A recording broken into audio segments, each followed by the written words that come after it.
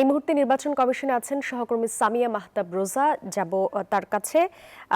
রোজা, আজ তো আপিলের শেষ দিন, এর মধ্যে যাদের জটিলতা দেখা দিয়েছে সেগুলো নিয়ে সম্ভাব্য প্রার্থী বা ইসির সংশ্লিষ্টরা কি বলছেন জানাবেন।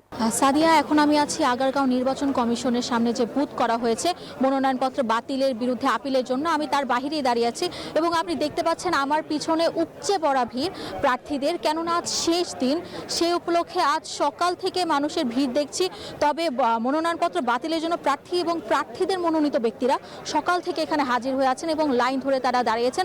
যদিও জুমার নামাজের সময় কিছুটা বিরতির কারণে তখন ভিড় কম দেখা গেলেও এখন অনেক লম্বা লাইন একটি আমরা দেখতে পাচ্ছি এবং আজ পর্যন্ত, অর্থাৎ আগামী গত 5 দিন ধরে এখন পর্যন্ত 552 জন প্রার্থীরা বাতিলের বিপক্ষে আপিল করেছেন। এবং আজ সকাল থেকে যদি আমরা বলি তাহলে আজ সকাল 10টা থেকে শুরু হওয়া এখনো 4টা বাজে, এর মধ্যে 83 জন আপিল করেছেন এবং এখনো 1 ঘন্টা হাতে সময় রয়েছে। এবং এই 1 ঘন্টার মধ্যে এতগুলো মানুষ কিভাবে আপিল করবেন, তার জন্য কমিশনের পক্ষ থেকেও এসে দেখে গিয়েছে যে আর অন্য কোনো ব্যবস্থা করা যায় নাকি লাইন কমানোর জন্য। তারপরেও আসলে প্রার্থীদের সংখ্যা দিন শেষে বেড়েই যাচ্ছে, যার কারণে কমিশনও প্রস্তুত ছিলেন না এতজন মানুষকে নেওয়ার জন্য।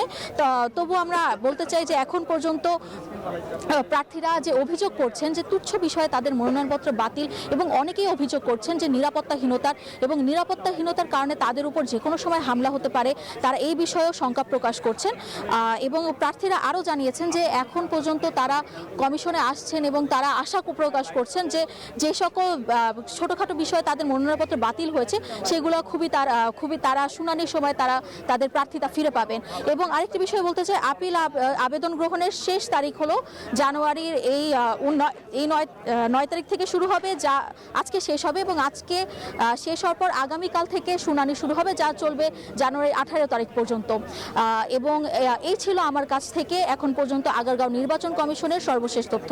ফিরে যাচ্ছি স্টুডিওতে। সাদিয়া। রোজা, ধন্যবাদ আপনাকে।